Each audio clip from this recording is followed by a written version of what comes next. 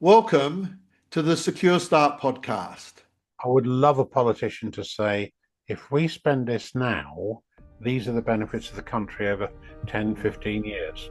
If you reduce the number of looked after children or children that have been through the care system in prison, you would release almost £1 billion worth of cost. The law at the moment in the UK at 18 is a cliff edge for young people.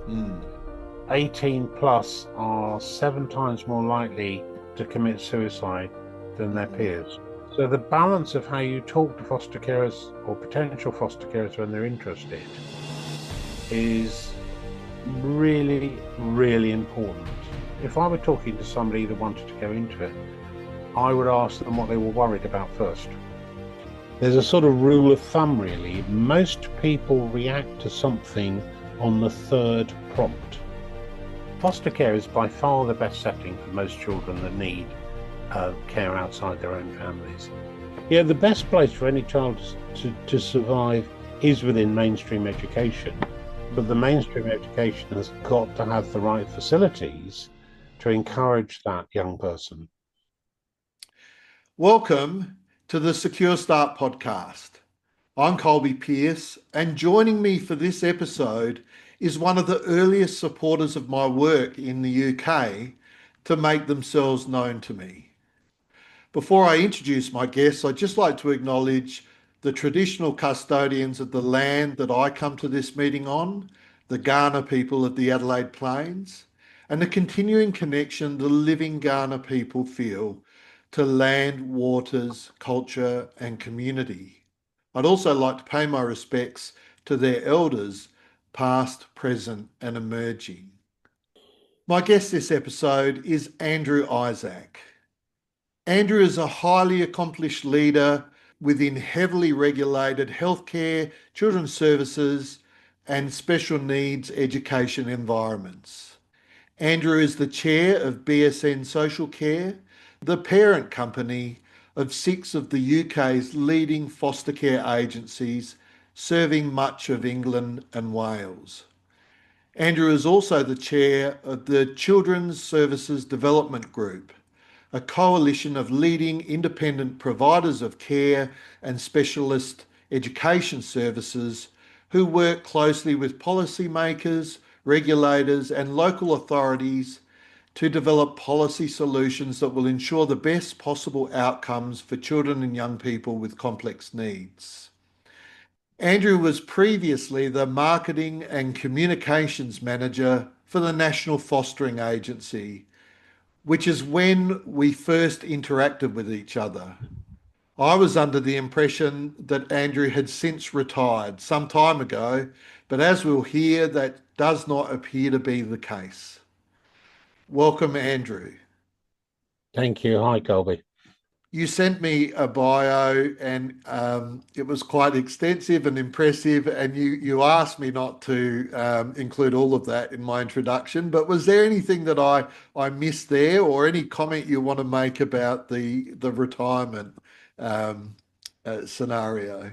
Well, I never really ended up retiring, so it was more about a point of what you know I and the experience that you've had, and you can benefit other people. So you just keep going, which I'm sure you will do so yourself.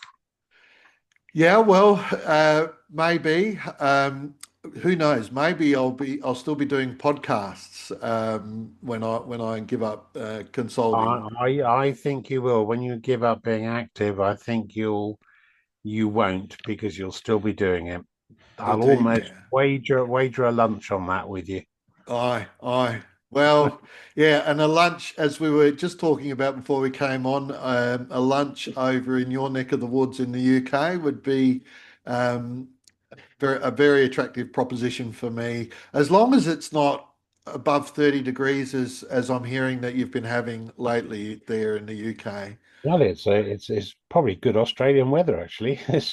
Yeah, every Well, time it's I've been to Australia, it's been in your summertime, and it's been wonderful. Thinking, gosh, I wish we could have that weather over here, and so we have. My wish has come true. yeah, well, it's a But case of we being don't cope with it as well as you do, I don't think.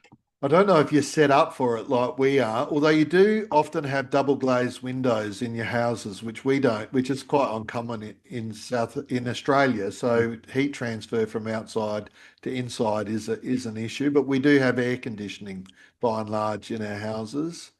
Um, and look, I'll correct you on one thing. There is a difference between the hot weather in the UK and the hot weather here, particularly where I am. I'm in the middle south part of Australia, in the driest state on the driest continent on Earth.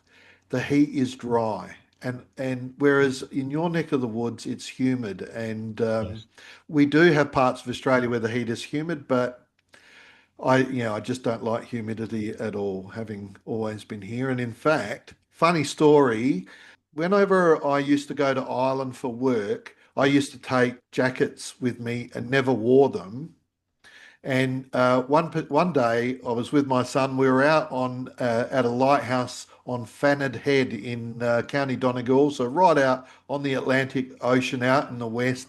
And it was 10 degrees Celsius at the time, and I was feeling warm in a t-shirt. And a local Irish lady came up and started seemingly berating me. Um, and I couldn't understand the words she was saying because she was berating me in Irish. And then I think when I looked perplexed enough, she corrected to English, and yeah, was just basically saying, how can you possibly be standing out here in this force 10 gale in a t-shirt? But the humidity that you have there is just horrible from my perspective, growing up in a dry environment. Well, I suppose, and the difference is as well when you walk around here, especially springtime, the green color of the trees and the grass is fabulous. Mm, I've traveled all over the world and I've never seen it recreated in in the way you get it for those few weeks in the spring. mm, Although the autumn is different because you go to various parts of the USA and you have lovely autumn colors, yeah, but the yeah. spring green is Mm, it lifts your spirits hugely. yeah, yeah. So I got you on because you have had a long career in management and something of a post career, but the career has been ongoing in social care and related sectors. And um, I firstly just wanted to ask you, Andrew, how you got into management in the social care setting. Well, ironically, I used to work for Marriott International, and they merged, which was a family company, and they merged with a company called Sodexo, which is also Mm, predominantly a family company. yeah. And for some reason, I ended up in the healthcare division in the UK for Sodexo, Mm, dealing with healthcare provision in the NHS hospitals, which I had no experience at all, but with sales and marketing and communications experience, you suddenly learn what you've got to do. So I found it interesting for a number of years. And then my old CEO moved sectors. He moved into the National Fostering Agency in the mm, UK as a new CEO. And, he and I got on extremely well. And effectively, I moved with him, yes. thinking, what have I done? Well, your skills are transferable. Mm, Um, and actually, it's probably the best thing I ever did because when you look at the difference you can make, particularly in children's social care, and it mm, doesn't matter whether it's fostering or special needs education, you can use your skills to, let's take fostering, for example. Um, there was a very quaint, perhaps that's a little bit unkind, but an old-fashioned view of foster carers and how they were recruited and what mm, they did. And when the market in the UK was deregulated in the late 90s, mm, there was an opportunity for independent fostering agencies to be created. yeah. And as part of that, then people had a choice as to whether they went to work for local governments as a foster carer or they went to work for an independent fostering agency. Um, and Basically, there's never enough foster carers. I've never come across any country in the world where there's enough foster carers that are doing it in a professional manner. And I Mm, think this is where we need to drive it forward even more. In that foster carers need to be regarded as being professional. yeah. So I realised that part of my job would be how can we recruit foster carers Mm, in a more professional way. It also meant using my marketing experience to make sure that we gained the interest of people who wanted to know about it. But once mm, they wanted to know about it, making sure they were fully informed before they made their decisions, mm, and then making sure that there's a very lengthy assessment process in the UK, probably on average takes at least 6 months, and that's mm, going through all the appropriate background checks, blah blah blah. But also during that process, making sure they're trained to deal with all sorts of things. Now, that was 20 odd years ago, and it mm, worked extremely well. And we recruited lots of foster carers, and our organisation at the time became the largest provider of independent fostering services in the UK. mm, And I thought, gosh, I need to learn more and more and more. So, part of my communication skills, I began getting involved with uh, Children's Services Development Group as a member, mm, uh, and looking at the legislation that applies to social care is outmoded and outdated because it was written for a time that doesn't exist anymore. yeah. If you look, should we say, over the last, say, since around about 2010, there's been a 30% increase in children in care in England. And that's a Mm, phenomenal amount. It's gone from 60 odd thousand to 80 odd thousand. mm, If then you might say, oh, well, that's only 30,000 children, but sit and look at what's behind it. Look at mm, the number of foster carers, look at the number of residential settings, and then into your world, look at the number of therapies and social care support that's needed to ensure those children that should be at the focus of everything that everybody does, that they can transit into adulthood and develop a life for themselves mm, that's pretty level-headed and straightforward. It doesn't matter about whether they're how whether they go to university or not, but it's about their life skills and all sorts of things. So mm, you suddenly take that, and you've suddenly got a huge um, range of support organizations that need to be there to help that young person on their journey through life. And when you get that in huge numbers, that then starts putting a huge amount of pressure mm, on the infrastructure that's actually used to support them. I'll take you back maybe to the financial banking crisis. At mm, that particular point, um, lots of funds were taken out to make economies and all sorts of things. And give you an example on Sure Start, because I know the early years I'm as passionate about the early years as you are, in the sense that if you can intervene at an early stage with a young family or a child, you can make such a difference in those early years where they don't need support later on in life. mm, Now, probably about 30 or 40% of Sure Start centres were lost during that financial period. mm, Now, everybody said, oh, that's fine. Now, 10, 12, 14 years on, there is an influx of young, middle teens people mm, coming into the care system.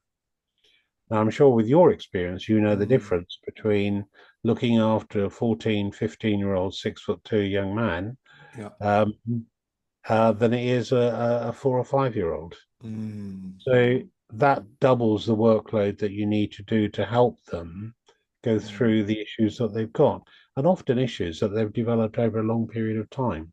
mm, So, on top of that, you've increased the volume of what's going through, but also going back to the Sure Start areas at the beginning, you've also mm, lost the intellectual property that was around at those times that isn't passed down to new people that are coming into the sector.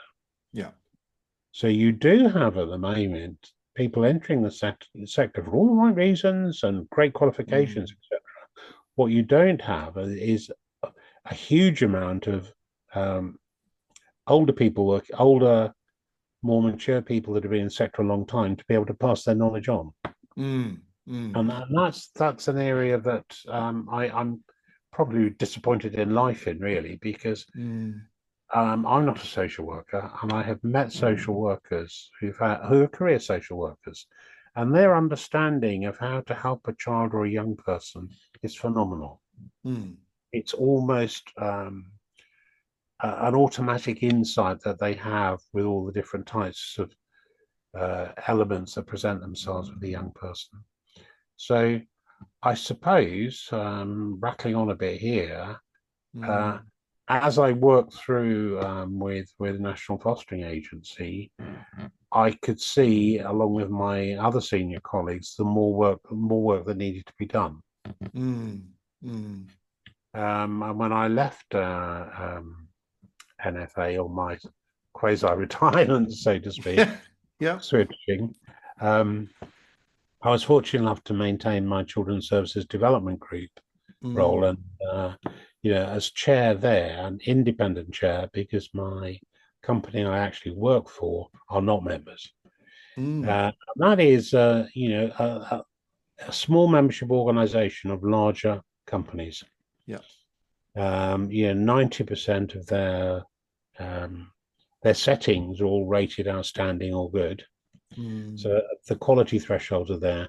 But importantly, we can't all say because we're all outstanding that you won't have issues. Mm. You've worked with children long enough to know that one issue and all sorts of things can go wrong. Mm. But they have Mm. an infrastructure set up to deal with a problem if a problem occurs at a grassroots level.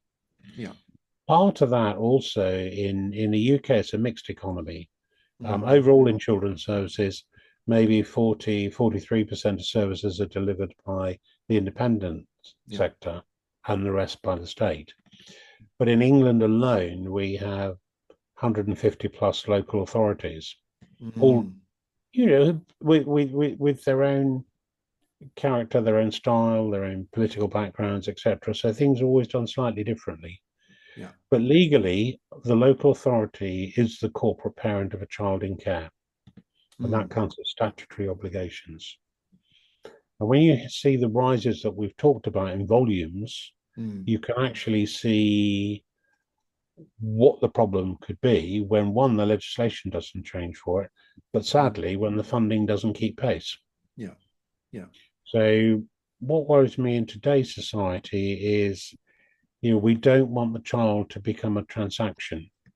Mm. We want people that are looking after and have responsibility for that child to look and say, what does that child need? What does Mm. that young person need? How best can we work with them to deliver the right things they need to transition into adulthood? And Uh, those questions, Andrew, that you pose, they're predicated on people who work in the sector having the time to stop and think about yeah, the young person and think about their needs and think about what services would be of assistance to them and what yeah, the outcomes look like. As it is, I think in probably a great many jurisdictions around the world, including my own jurisdiction here in South Australia, the exponential increase in the number of children coming into care coupled with not enough funding to keep pace with that has meant that the work has become more procedural and less reflective, is how I put it. yeah. I totally agree with you. And then you then look at, and I don't. Doesn't really matter which country you're in certainly Australia or the UK. Most of the original legislation was created in the late 90s. Mm. Now, in the late 90s, bringing up a child was in a certain, type of environment and setting. Today, the society doesn't relate at all to what it was in the 90s. Mm. The pressures on individual children, I mean, especially with all the things they're exposed to on social media and the use of the internet and the lack of development of interaction with people. There's 101 different things that people far more qualified than I can recognise. Mm. My view from trying to persuade a government to look at it, what's appropriate to children and young people today is different to what it was 25 years ago. Yeah. And you need then to reflect the type of service that you give them. If you take residential care, with residential, there are some children that benefit from being in residential care, whether that's physical or mental or sensory, whatever it might be. There will be a need for residential care to be provided.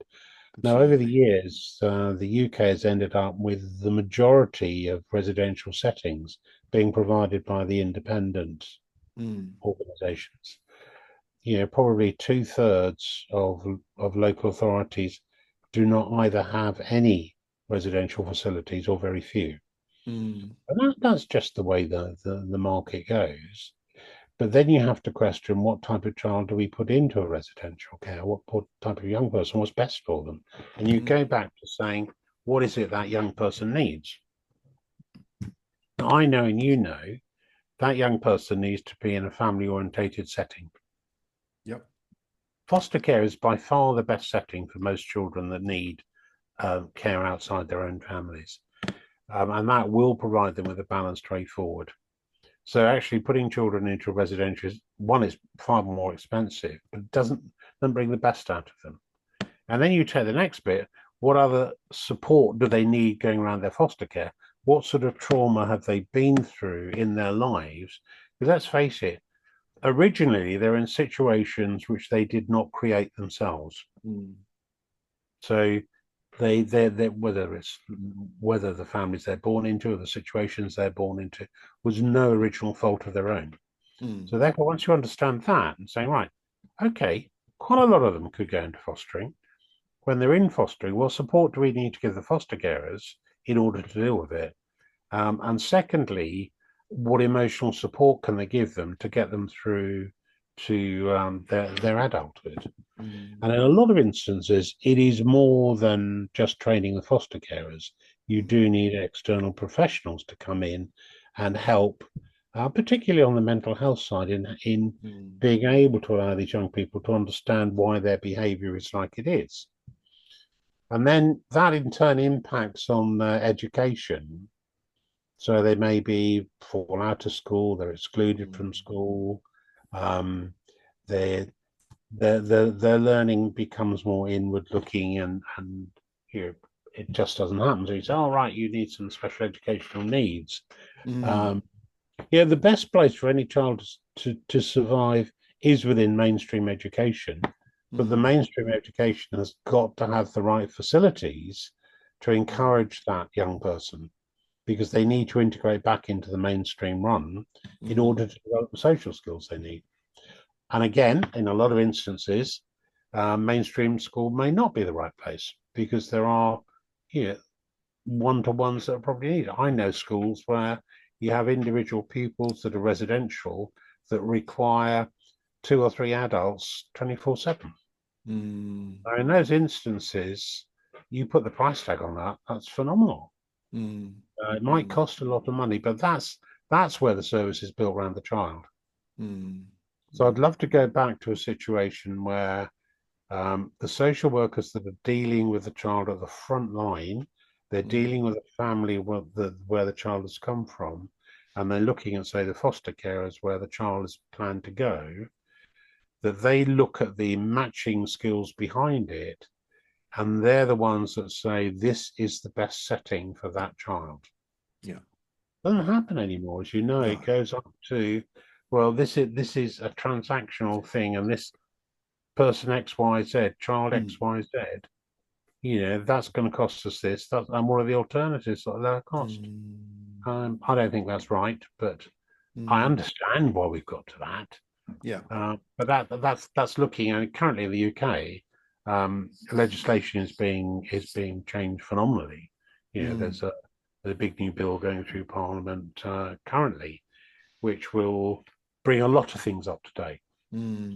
but that will require a lot of implementation.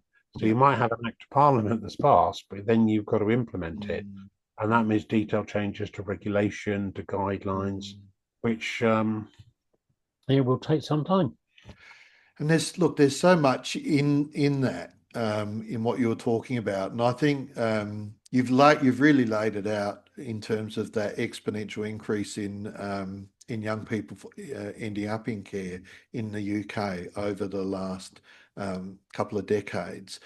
I want to take you back to your role in the National Fostering Agency, and you talked a little bit about earlier about recruitment of foster carers, and um, I guess one of the biggest challenges has been with that increase of young people coming into care, that there's been a need to really step up the recruitment.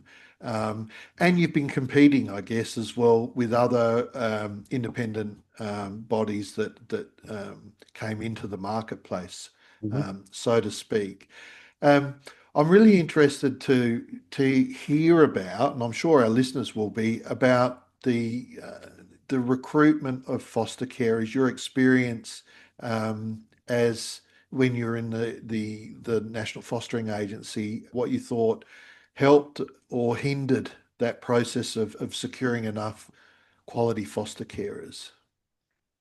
Yeah, I think if you go back to the basics of foster care recruitment, it's you need to attract the right person for the right reasons in the first instance. Mm, Um, and going back a number of years, there was a situation where you could assure them, well, actually, you're not doing it all for nothing. You are being given fees in which to cover your costs and the time that you spend. Because there is a statute, tax benefit statute in the UK, which we managed a couple of years ago to get doubled, mm, so that they can have these fees which won't attract income tax, and that's part of it in today's cost of living crisis. But going back to your original question, there's a sort of rule of thumb, really. Most people react to something on the third prompt. mm. So if you get interest from somebody who may have watched a TV program where fostering has been involved, Yep. and many of the soap operas, well, certainly in the UK, which I'm sure are broadcast in Australia as well, have had storylines based around fostering. Mm, I know they have because we advised on a number of them. And you're watching that and you think, oh, our kids are getting older or left home, empty nesters, all that sort of thing. Maybe we could foster, and they think about it. mm, And as they're going through their daily life, they might see an article in a magazine, they might see something online, they might look at one of your podcasts, um, or they might see a huge big hoarding something. Whatever it might be, might then be a second prompt, mm, and then probably a year or months or whatever later, they will come across a situation that they recognize on the call to action, how to do it. mm, And this could have a period of a few months, or typically though it's over a year or so, whilst mhm, people think about it. And they're moving from, oh, it's in there, to, "Oh, well, actually, we really need to look about this." Now that at that point, whoever is providing the service and whomsoever they contact need to be aware of community and location. It is no good somebody in the north of England talking to somebody on the south coast, telling them what it's like on the south coast. They would mm, need to talk to somebody in their vicinity, part of their community, that say, in our community, we have this number of children that need looking after. These are the types of children they are, and this is mm, where you could make a good difference. And that dialogue, explaining the child, and then understanding from the potential foster carers where they feel their skills lay, mm, bearing in mind that none of them would necessarily, apart from bringing up their own children, would have any knowledge. mm, And that's when you talk to them about, well, if you're interested in looking after teenagers, then the type of training we give you will help you deal with situations you will come across, Mm. and where your own experience with your own teenagers is hugely helpful, Mhm. but these probably are not as typical as your own kids would be. So that's the process. Then is talking to them and not pressurizing, and understanding what they have to go through to get it. Now that's Mm. part of it. And once they think, okay, I'm gonna put my toes in the water and I'm gonna fill in this application form, which is hugely long. Mm. Um, and that's where the social workers themselves can make the difference in talking to people and explaining this is hard, Mm. but the results are worth it. Mm. And going through the assessment process is challenging. It does it does dig into your innermost thoughts, your personal life. It can expose an awful lot of things. It talks to your family, all sorts of stuff, Yeah. for all the right reasons, because Mm. safeguarding is paramount for the child. Um, so going back again is, how do you approach people now in Mm. today's society? Let's come up to date now. You've got metropolitan cities. You've got London, Manchester, Birmingham, Melbourne, Sydney, etc. Property prices through the roof. Mm. If you're in London and you've got a couple of spare rooms and you want to, shall we say, increase your money into the household, you could probably rent the room out to somebody for a lot more than you would get fostering. Mm. So therefore, that the property value becomes an issue. You then have a lot of exposure in the media about accusations and allegations from children and young people. Mm. And that people will say, do I really want to go through that? Yeah. Because if you look through, and yes, these things happen, and sometimes they're not good. Mm. I can mention a couple of cases in the UK where immediately you would be fully aware of what it was about. Mm. But there are also allegations made that uh, aren't true, and that has a huge effect on potential foster carers in the first place. Yeah. So the balance of how you talk to foster carers or potential foster carers when they're interested is really, really important. Understanding their motivation. If I were talking to somebody that wanted to go into it, I would Mm. ask them what they were worried about first. What worries you about becoming a foster Mm. carer? Because that way you're bringing it to the front and not leaving it in the background somewhere, so that halfway through their assessment, they've had enough. When they go to the more difficult training, what to do with restraint and all that sort of stuff, Mm. they're more equipped for that. Mm. So apart from recruitment, there's also retention of foster carers. Yeah. Yeah. Particularly those that have maybe had a bad experience, or who haven't been able to manage a particular placement and there's been a placement breakdown. You then got to look at how you deal with that. I met a couple in London, and they'd been long-term foster carers. They have three young people. They were full-time. They Mm. didn't have other jobs. One young person was disabled, Mm-hmm. so they went on all the relevant training to deal with his disability. Great. They had a couple of other young people in, one who had special educational needs, and one who was a great kid with the other two. That makes sense. Mm. Um, and when one of the children moved on, they then turned to preparing babies for adoption, Mm-hmm. which the adoption process can be interminably long, even for little babies. Mm. And often they would have those babies from a couple of days old or a few weeks old through to 2 or 3. During that period, in order that child develops, they have to Mm. attach. So the child itself is going through the normal procedure. And this couple were phenomenal at this. And the problem happens then when an adoptive parent is found, and they then go through a number of months when they're working with the adoptive family to transfer across, and all the usual things about the day-to-day routine. And mm, then the day comes when the baby is handed over or the young child is handed over. Um, mm, they maintain contact for questions, that sort of thing. And then we found it was almost like a bereavement process for the foster carers. How then mm, do we counsel them mm, to, they know what they've done is for the best interest of the young person, the child, but how do they deal with the emotional side mm. of then, you know, Relinquishing. those 2 or 3 years and relinquishing, Yeah. that, and the husband, he used to go for about 3 days into his shed at the bottom of the Mm, garden and bang nails into bits of wood and scream and yell at himself mm. to get out that. Yeah.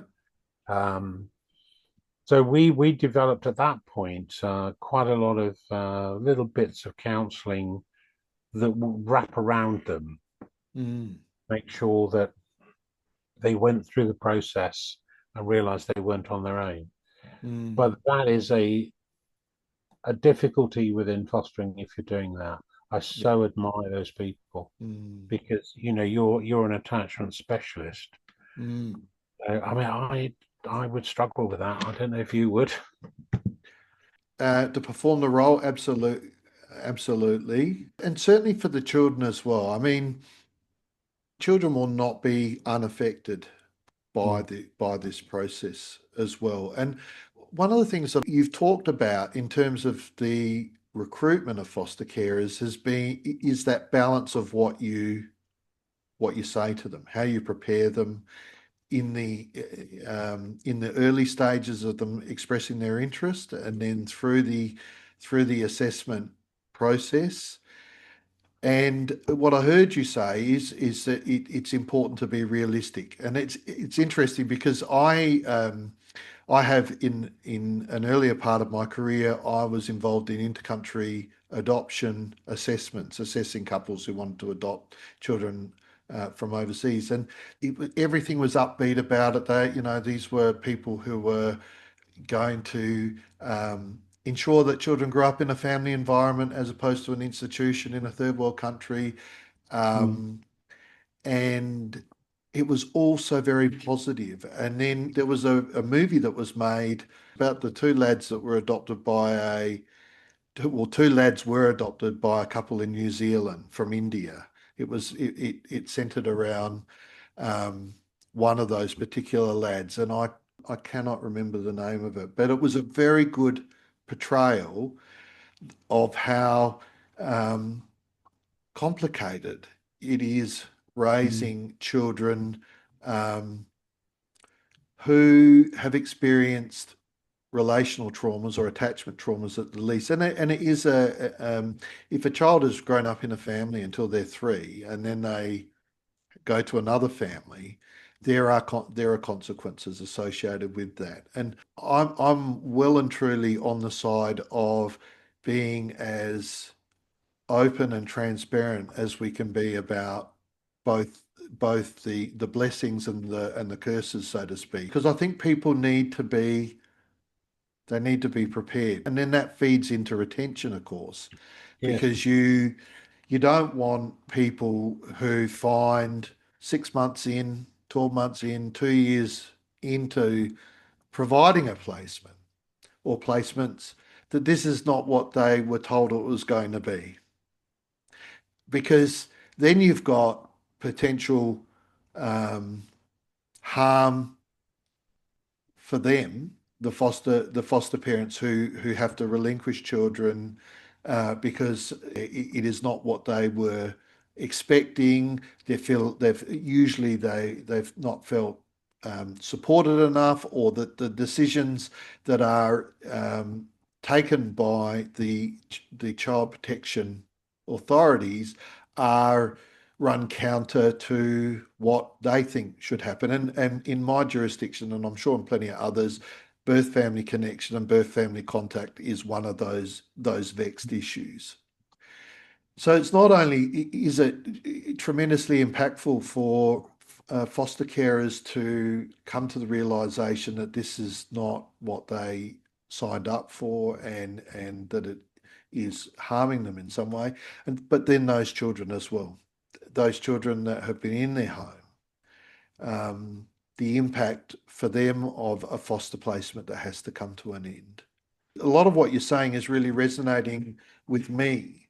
If you can't tell the story warts and all, then how can people be prepared for it? Yes, and I think you have to be truthful and establish what their worries are, but then you must also outline the benefits. Just to give you another example, a couple I know have three young people with me, a brother and sister, and now a 6 or 7 year old. And the two older children were in a bit of a state when they arrived. And this couple have done some amazing work with them to the extent that the issues with family contacts were dealt with. Mm-hmm. Um, and the two older children are now in a position to choose and select, and they chose no further family contact. It was their choice, and they had all the right support in doing it. But the older children now, when they get to 18, want to change their name to that of their foster carers. Mm, That's an amazingly successful placement where the two older children have been there 8, 9 years now, mm-hmm. and they feel as if they're in a fully fledged family Family. environment. Mm, But they are also working with their foster parents on a younger child that's come in who has been through a very traumatic time. mm, And the youngsters are helping, and I just think that's quite wonderful. So mm, I suppose what you've got to look at is we often hear, well, we regularly hear when things go wrong. What you don't hear about is when things go right. mm, And there are so many wonderful stories out there where things go right. mm. Um, and it's getting that balance. My other hobby horse is what happens at 18, because Tell the me, law at tell the me what you moment think. the law at the moment in the UK at 18 is a cliff edge for young people Mm, transitioning into adulthood. Yeah, up to 18, there is a corporate parent structure where there are statutory obligations, and they're mm, dealing with one agency. The day after their 18th birthday, they deal with 8, 9, 10 different agencies. mm, mm, Now, you tell me what young person at 18 that's had a pretty traumatic upbringing, been stabilized by good foster carers, how on earth are they going to cope with that? mm, It's your own children you don't kick out at 18. The downside is, whilst there's a lot of rhetoric going on about it, the foster carers who make their life as foster carers, so the fees they receive pay their mortgage and their bills and mm, things like that, have no option at 18, but if they've got a spare room, move on to the next young person coming in. mm, If the older child is to stay, there is a facility called Staying Put in the UK, but the finances of that don't work for the foster carer. mm-hmm. So you imagine you've got, we did some CSDG, quite a lot of research a few years ago in terms of what happens to kids post 18. 23% of the UK prison population has been through the Yeah, care system or yeah. contact with the care system. Mm, Yeah, there are 18 plus are 7 times more likely to commit suicide than their mm, peers. mm, We worked with a couple of homeless charities, and the number of young people that were sofa hopping mm, because they had nowhere to live. It How on earth do we expect them to move into and become self-sufficient when we don't track them through? So my mm, advocacy at the moment is we need to do something to take them on. And yes, there is statutory legislation. You get the the rhetoric back that they should do this. we look after them until they're 25. Yes, the law is there that highlights that at a senior level, but where is the practical input? You look at the stats and Mm, how many kids have lost contact with their original corporate parent. You, therefore, we haven't tracked where they've gone. And in today's society, they fall so much easily into the wrong areas. mm, They become more statistics. There was mm, a study done by the National Economic Foundation a number of years ago now, probably more years than I care to remember, and I think it still rings true. Every pound that was invested in a looked after child will have a life cycle of £16 mm, as you go through. Now, you know the numbers on that, it's huge amounts of money. If you reduce the number of looked after children or children that have been through the care system in prison, you mm. release almost £1 billion worth of cost out of the justice system. Yeah, I don't know if you've had a chance to hear it, but Graham Kerridge was a very interesting podcast guest of mine, one of the earlier podcasts. He'd worked at the beginning of his career in the Cotswold community and had thereafter gone into international health development, health management, quite an illustrious career. But he was um, got me thinking about, well, he was very interested in human capital, and that was what led him to get involved in social care at the beginning of his career. And when we create a better life for a young person, we're also creating a better life for their long-term partner, their children, and their grandchildren potentially. There's that human capital created is intergenerational, in effect, and also as you say, um, the services that, and this is, tied up in the whole early intervention movement and the rationale behind its importance. But if we can keep our young people out of institutions like the justice institutions, there's an untold capital almost. When you're talking about, well, another podcast guest of mine, you've touched on it a couple of times, but her name was Adela Holmes. She had this sends a chill down your spine quote that the great aspiration of children in care, children who've grown up in care, is an ordinary life. Mm. And wouldn't that be great if Yeah. if they could just have an ordinary life, have their own children, successfully raise those children, have grandchildren, and the saving, not just the saving, but the benefit to society of that happening is incredible. You're so right, because in the there's been some physical studies on early intervention that if you invest £1 up front, you'll double your returns very quickly. Mm, So up front in the early years will just save you so much money going forward, and that's perhaps trying to change the narrative of how chancellors of the exchequer and treasury ministers look at spending. It's mm, all short-term budget now, mm, because maybe in 5 years' time or 10 years' time they're no longer going to be in power. They're not worried about that. yeah. I would love a politician to say, if we spend this now, these are the benefits of the country over 10, Mm, 15 years. And you drive through, you talked about the human capital.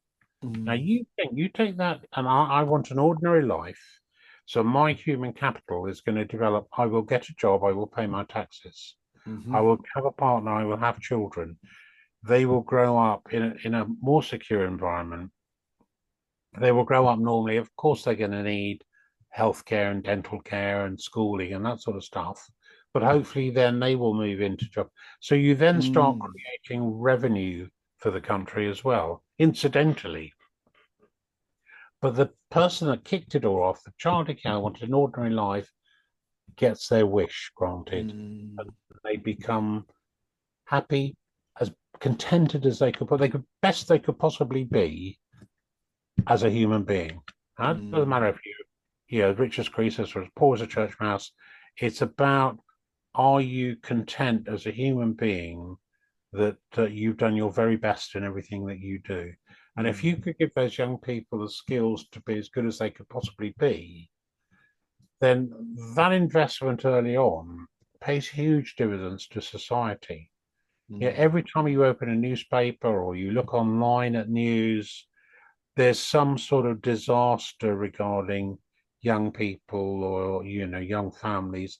There's a major crisis going on, and you think, if you went back, how could that have been avoided? For a mm. kickoff, not not knocking the backside out of early start, 15, 20 years ago. I wondered if you'd come back to that. Yeah, yeah. It is something, but I mean, it is Mm, what it is, and we are where we are. But mm, now we need to make sure that the money invested is invested correctly. The best place for any child that needs non-family, non-birth family help is in mm, a family environment. It's the mm, same the whole world over. mm. But I think the focus on that, but it's the short termism by governments all over the world is probably at fault there. Yeah, yeah. And the whole narrative needs to change. But change in any first world country takes time, and Mm, it's not political gold. That's the problem. mm, The problem's always going to be there, and children's services tend to be a Cinderella service across the world. What do you You mean look at by the that? stage dip in Australia. Sorry, What do you mean by that? a Cinderella service that it's Mm. out of sight, out of mind. Aye. If it's just plodding along, that's fine. The Mm, minute it makes a headline, something done about it. yeah, But yeah. most of the time, it doesn't make the headlines because the much more interesting things that politicians say and do that people want to read about. Mm. And I don't think the societal change over the last couple of decades is reflected in how we look after our children these days. Mm. We're very much reliant on processes, procedures, and we've always done it this way. I think That's somebody right. needs to step down and make a change. It's a nice spot to, yeah, to pause and perhaps and reflect on. I mean, we were talking about it early on, and I said that whenever you're in a well, I would say that whenever your resources are stretched, your time poor and otherwise your resources are stretched, whether in whatever role that you're performing, um, we do have there seems to be a human inclination to become very procedural. This is how we've always done it. Stop thinking, stopping and thinking, but just becoming very procedural. And I've said it in a number of podcasts. Um, as our service delivery in those circumstances where we're not thinking about ourselves and not thinking about the recipient of our services, when they're received procedural, they can be quite heartless, and that's not a good outcome. Andrew, thank you for agreeing to come on. There's so much I could talk to you about. There was so much in there that I could follow up on, and maybe if you're keen, we might set up another time down the track a little ways and explore it a little bit more. And particularly would love to talk to you more about the Children's Services Development Group as well, Yeah, which you've happy mentioned a to couple do of that times. because quietly in the background they do a huge amount of work to Mm, try and let politicians understand what the real world of children's services is about. yeah, yeah. Now, And I'd love Andrew. to do that. Yeah, yeah. Well, I'd love to as well. Now, I've started a trend of giving my podcast guests an opportunity to ask me a question at the end of the podcast. I wonder if there's a question without notice you'd like to um, launch onto me, so to speak. Well, I think one of the things that I've always admired, enjoyed, and agreed with is how can we teach ordinary folk, whether they be parents, foster carers, or workers in our sector, how can we give them simple tools to help with making children more resilient to their circumstances? Mm. What would you say the simple tools that foster carers, ordinary parents can use when they're helping children so those children in today's society become more resilient? Yeah. Well, it's a good question. I think I don't know if I'm aligned with others or a little bit different from others, but I often think that complex problems are not easily solved with complex solutions. Yeah. And in actual fact, the problem with complex solutions, such that they depart from conventional caregiving, they're hard to implement and they're hard to sustain over time. And our children, particularly our children who've experienced disruption, attachment disruption, loss, and trauma in their life, if there's one thing that triggers them, that gets them going, is inconsistency. So the last thing you want to do, I think, is to advocate an approach to caregiving of our young people that is even difficult to implement in the first place, but certainly difficult to maintain over time, and particularly in the face of our young people. Um, they don't, the ship doesn't turn around quickly very often, and people can lose hope, or lose faith in the worth of strategies. And then they'll revert back to some other previous approach. Now, that's the big problem, is the reverting back. So our young people just, they're left with thinking, oh, are you going to be like this or are you going to be like that? Are you going to be like that? And how long's that going to go on for before you end up coming back? So my view is that we need to have a look at conventional aspects of caregiving and relating that are very powerful, and very important to the reasonable recovery that we can expect our young people to make. I say that because I think we're all impacted by what happens during our childhood, and the best of us, and everyone else as well. And so I think, our children retain some enduring sensitivities, but we can put them on that path that you talk about of being resilient to challenges in life, achieving that goal of an ordinary life, where they get caregiving that is conventional. So it doesn't stand out like a sore thumb. It's not triggering. This is not what I've seen or experienced before necessarily. And I say that because all kids who come into care have experienced some level of conventional care prior to removal. It's just been inadequate, grossly inadequate, often enough. But conventional approaches to caregiving and relating are still recognisable to the children.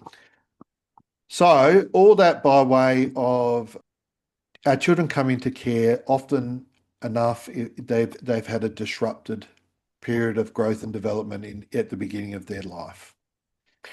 So the things that we know that support happy, healthy babies and positive growth and development are things like a fairly consistent home environment with consistent caregivers. Um, those caregivers are there for them, are accessible to them. They don't spend a long time away from the infants. If they do move away, they check in on them frequently. And in doing that, the infant first learns, you're the people that look after me, and later learns, you'll still be there to look after me, even when I can't see you, hear you, smell you, touch you, taste you. In those circumstances, they develop an appropriate understanding that the people who look after them truly are there for them, are accessible to them. They get, when their tummy is uh, um, feeling uncomfortable after a feed, they get burped. When their nappy's feeling a bit uncomfortable and wet and yucky, they get changed. When they're needing comfort, they get held. When they're tired, they get put to sleep. When they're hungry, they get fed. So the infant's experience is that the people who look after them understand their experience, understand what's going on for them, and they can trust. You can trust this person because they understand me. And then and not only do they understand what's going on for me, they respond to what I need. Yeah. And when I'm happy, they're happy. When I'm sad, they're sad. When I'm screaming the house down, they're looking like they're about to have a meltdown. But then they get themselves under control and they come back and they calm down. And that's so reassuring for me as a small child, that I can trust this person to understand me in their thoughts, in their words, in their actions, and in their expressed emotions. And but they will then help me regulate back to a calm and contented place. So you did ask the question. This is a rather long answer, but what I'm really getting to is that those things that were really key during infancy and early childhood, that were often inadequate in our children in care, they're the things that we need to enrich and put back in, and make sure that our young people have a really good experience of it. It might look a bit different to how you do it with a baby. Undoubtedly, unless you've got a baby in your care, it will look different. But what you want is a household that has some things that are consistent about it, that the care that is delivered, including these other things I'm going to say, are delivered consistently. That you check in with the child or young person proactively. You just bob your head in, see how they're going, um, so that they have the experience that you're thinking of them, aware of them, and you're there for them. That when you bob your head in, you notice what they're doing. In your words, you don't, rather than asking a question, you might say to them, "Oh, you're really getting into that game.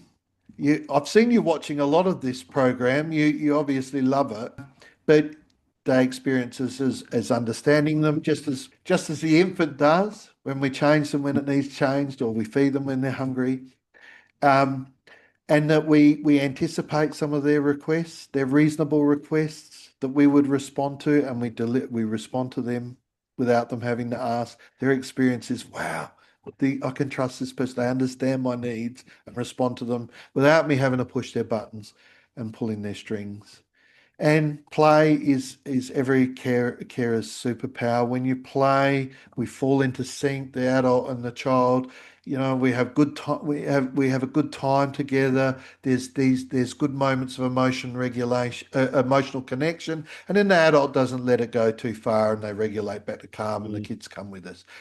The, they're not they're not difficult. I mean, a good example, often our kids all kids love hide and seek, but often our kids in out of home care really love hide and seek, but they're really bad at it because they can't. When you get them to go and hide, they can't hide without calling out, "I'm here, you're getting closer, come again," because they want to be found. That hide and seek such a great game because it helps children to tolerate temporary separations. But for our kids in care, it's a great game because it helps them to experience that they will be found. So there you go. That was probably a 10-minute answer. You might have anticipated a 5-minute one. Um, but yeah, being consistent, accessible, responsive, and emotionally connected to our kids. They're what I would Brilliant. advocate. Thank And you then, for that. yeah. Thank you. And thank you again, Andrew. Now, Andrew, I'm going to do something that you're the first person I'm going to do this for. It was a suggestion that was made by my colleague and somewhat of a silent partner to this podcast, Patrick Tomlinson. He has suggested it might be a good idea to get podcast guests to think of a question for the next guest. Now, I think that would be a little bit hard, a bit rough, unless you knew who the next guest was, so I'm going to tell you, and I'm not going to tell anyone else. Thank you again for agreeing to appear on the podcast.